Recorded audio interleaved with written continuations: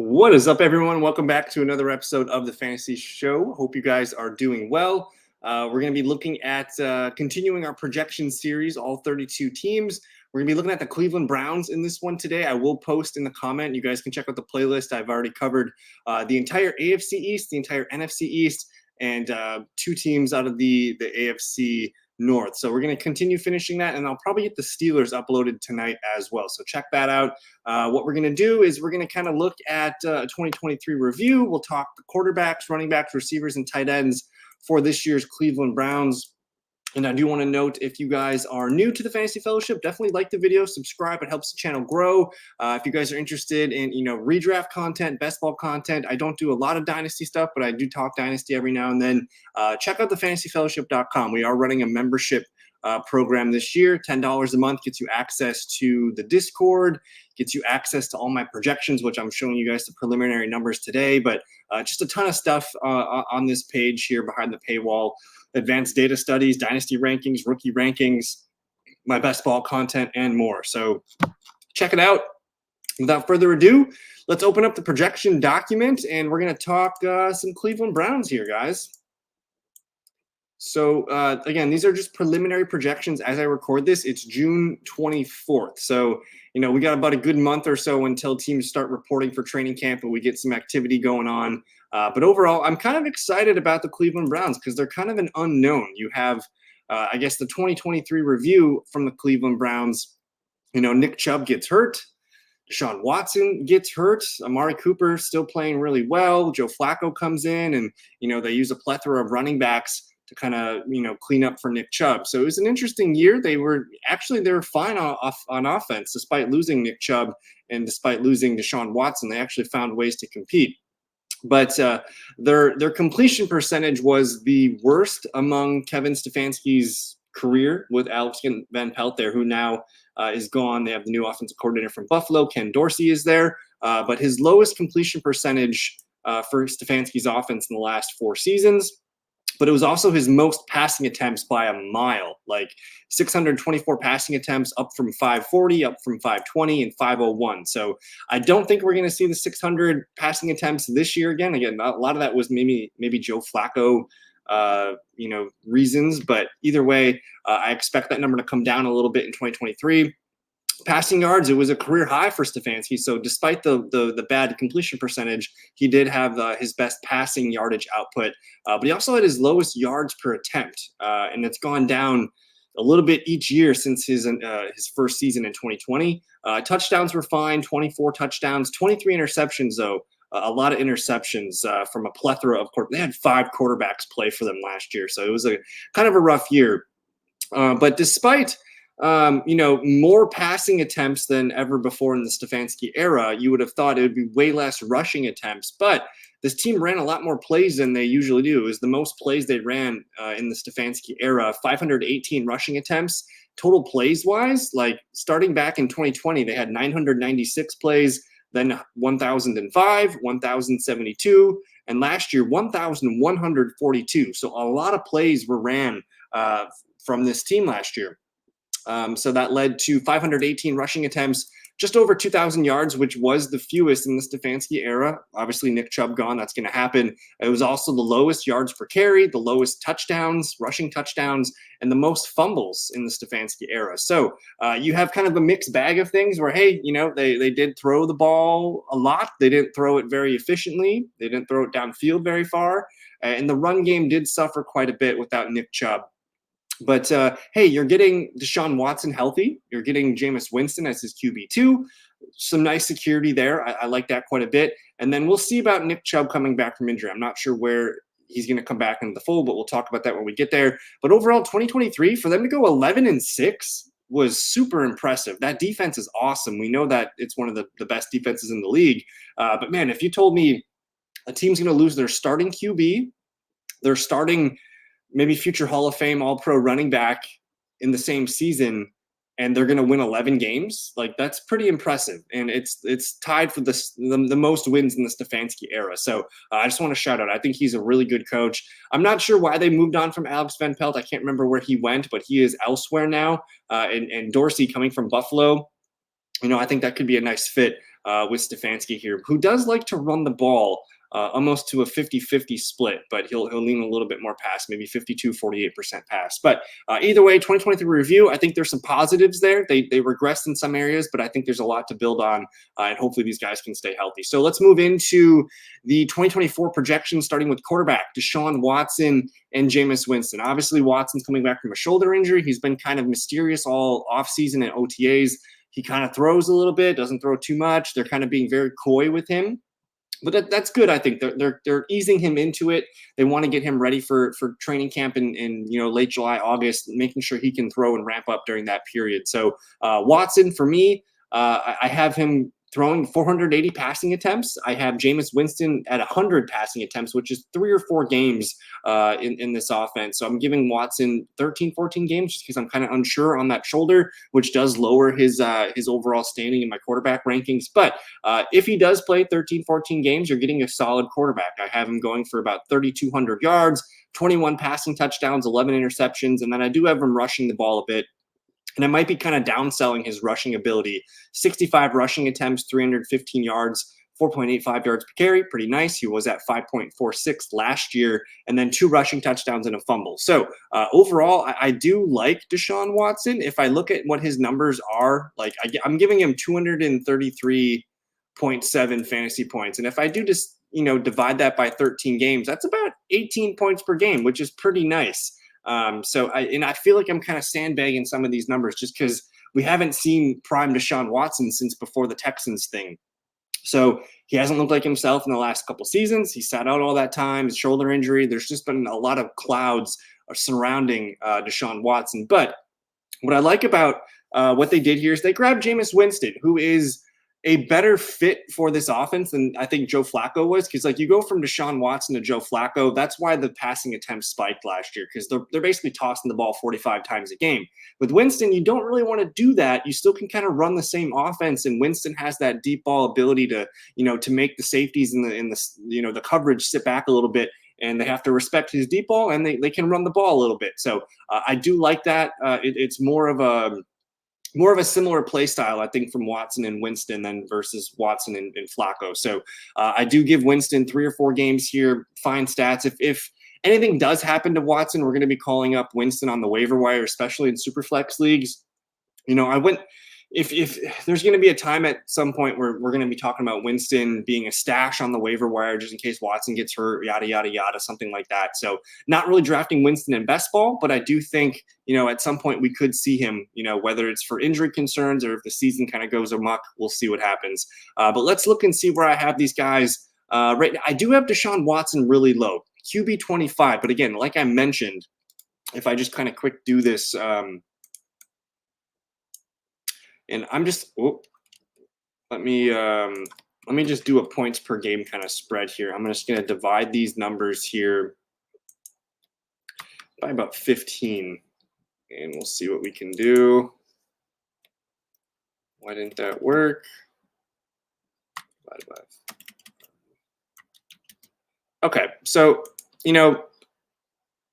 that's probably going to move Watson up into that QB 12 to 16 range, 18, 19 points per game, something like that. So I do think he's viable as your QB2 if you want to wait a little bit in Superflex. I think he can be that guy when he's out there. And honestly, his numbers didn't look bad last year. He didn't play great quarterback football, but he had good fantasy numbers. So to me, he's a mid-range QB2 for fantasy. And then when Winston gets in there, he'll be a quarterback 2 as well. But that's it for the quarterbacks. We'll look at the running backs next. And this is the biggest question, I think, leading into the season. Nick Chubb, he had the early devastating injury. I think it was week 2 where he tore the whole knee up. I think both ligaments got torn up in that knee. You usually think about for when it's both ligaments, I like to say 10 months out from the injury. If it's just the ACL, if it's just the MCL, just one of those things, I usually do 9 months out. But so we're talking September, surgery there. So October, November, December, January, February, March, April, May, June, July-ish. So, he's right around that time where he's probably going to start coming back and he might be ready for training camp. I don't know. I think it's a bit of a stretch, but he's to me, he's likely a pup list candidate. We're talking about a devastating knee injury for a volume running back that's taken a lot of hits and carries over the last few seasons. And they have decent running backs behind him. So my thought is this Browns team thinks they probably have a chance to win a Super Bowl. So why rush Nick Chubb back? He's going to miss the first 4 games. And then I think the best case scenario is he's back, week 5, 6, 7 in that range. The most likely scenario, I think he's back week 7, 8, 9. And even when he does come back, he's not coming and getting 20 touches. He's getting 10 to 12 carries that first week. And then they'll try and see where he's at and maybe build from there. So the simplest thing to do is I'm not drafting Nick Chubb this year. I really don't like drafting players off of serious knee injuries, let alone a volume aging running back, which I think, he's really, really good rusher. But I do have my concerns, and I'm crossing Nick Chubb off my board. So that leaves Jerome Ford as the RB1 for the Cleveland Browns this year. And last year he was solid. 204 carries, 813 yards, roughly 4 yards per carry, only 4 rushing touchdowns. A lot of those went to Kareem Hunt, who's no longer with the team. But Jerome Ford was solid as a receiver. He had 44 catches, 63 targets, 319 yards, and 5 touchdowns as a receiver.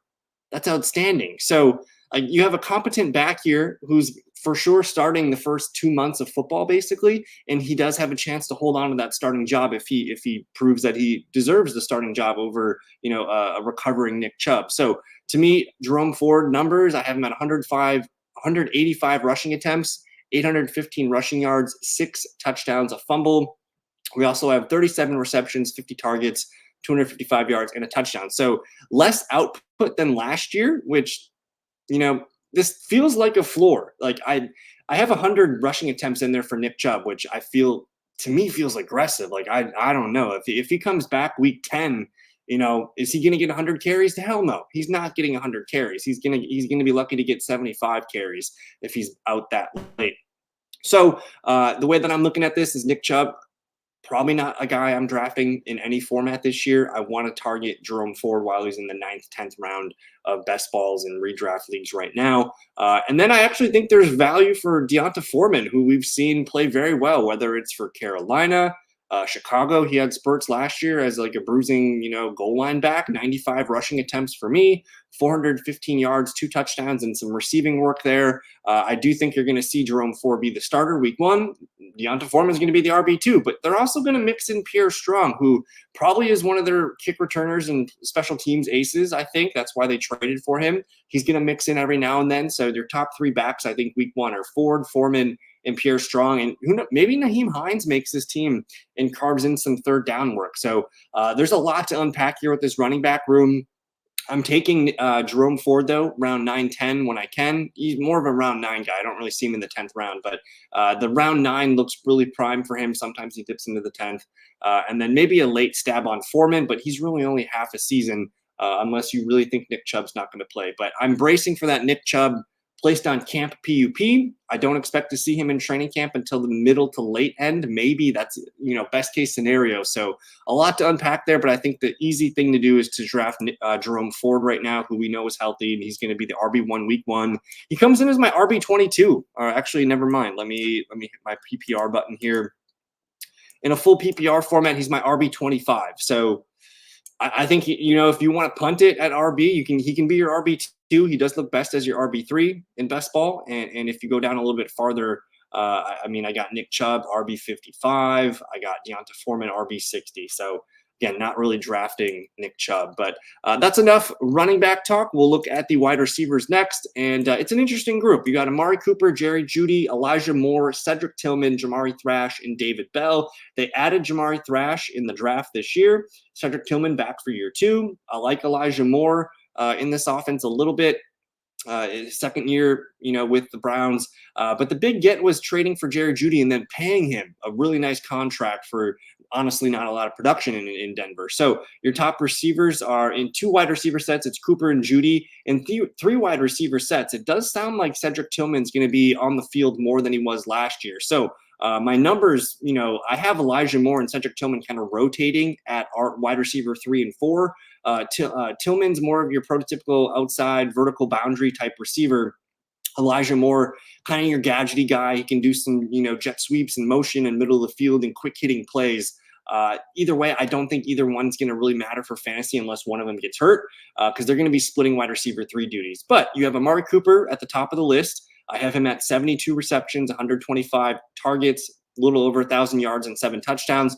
Kind of just the status quo. He's really good. Last year, he had a huge season with 17 yards per catch, 1,250 yards, 5 touchdowns. I think he's probably more in that 1,100, range this year. I think he's a fine wide receiver 3, not someone I'm super excited about, but I think he's a strong and safe wide receiver 3 this year. The guy that has the biggest risk and upside, I think, is Jerry Jeudy, though, because it sounds like they're giving him the slot job. They already gave him that over Elijah Moore. He's going to be on the field a ton in wide receiver 2 and wide receiver 3 sets. But we just haven't seen him put it together for a full season. He's, already banged up in minicamp and missing some time. I have him as the number 2 receiver on this team, not the number 3 target, but 53 receptions, 95 targets, 635 yards and 3 touchdowns. I think he's fine in best ball, 11th, 12th round as your wide receiver 4 or 5, whatever. And I'm willing to be surprised with Jerry Jeudy. He's got a new home. Sometimes you see, a change of scenery is a good thing for some people. And maybe Jerry Jeudy can find, a nice role for himself here. And I wouldn't be surprised if he's like a top 40 receiver in fantasy, a wide receiver 3 flex kind of thing. And man, if Amari Cooper gets hurt, Jerry Jeudy will be the number 1 receiver on this team.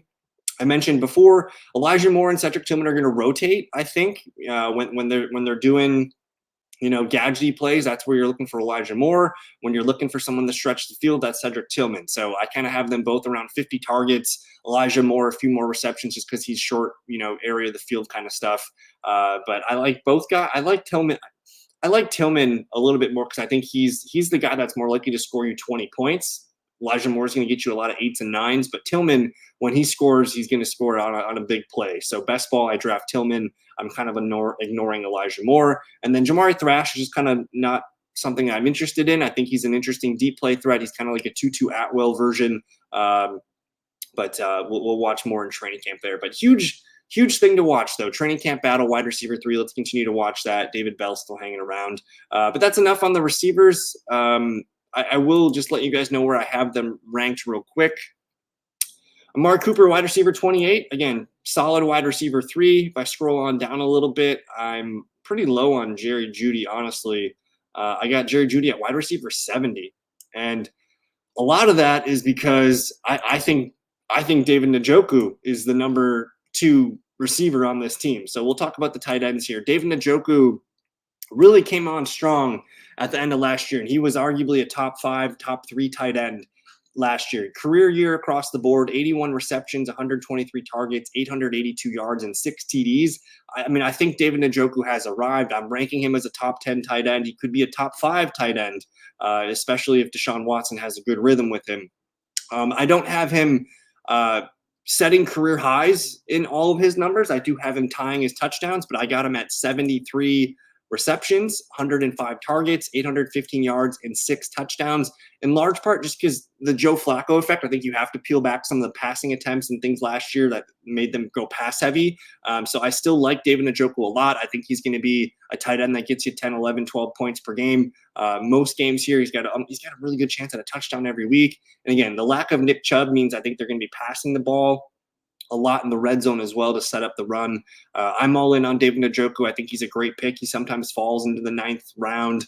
I'm pulling a lot of David Njoku in best ball. After Njoku, you have Jordan Akins. Giovanni Ricci is more of a fullback type tight end. But it's honestly all David Njoku here. Jordan Akins is fine. He's just a backup kind of guy, though. But I'm very much intrigued with Mr. Njoku. And I have David Njoku as my tight end 9. I got him right between George Kittle and Dalton Kincaid, who I think I'm lower on Kincaid than most rankings and things like that. But I do think Njoku is a top 5 tight end option in a few weeks. Probably a safe bet for tight end, a top 10 tight end finish. So that's it. That's your 2024 Cleveland Browns.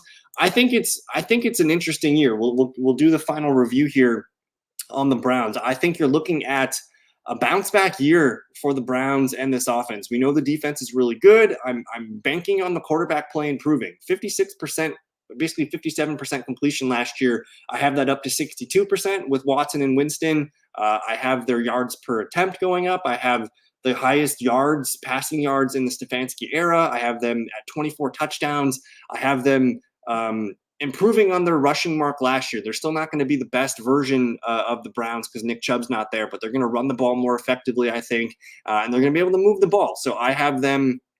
This is basically what I've projected is I have the best version of Kevin Stefanski's offense in the last 5 years. It's a blend of a really good passing game and a really strong running game. It's not the most elite running game as it was with Nick Chubb, but it's still pretty dang good. So overall, I'm excited. I think you should be, you should be considering, especially if you play in Superflex, like Deshaun Watson, super late. Best balls, I'm drafting Deshaun Watson. I think Amari Cooper is fine in the 4th round. I also like David Njoku in the 9th. I like Jerome Ford in the 9th. And then you can take some pulls on Jerry Jeudy, maybe Foreman. Stay away from Nick Chubb. I think that's sad to say, but it is reality at this point. So that's going to do it for me. Check out the more of the projection videos in the playlist below. And let me know what you guys think in the comments. Otherwise, just like the video, subscribe, say hi, all that good stuff. We'll see you guys next time. Peace.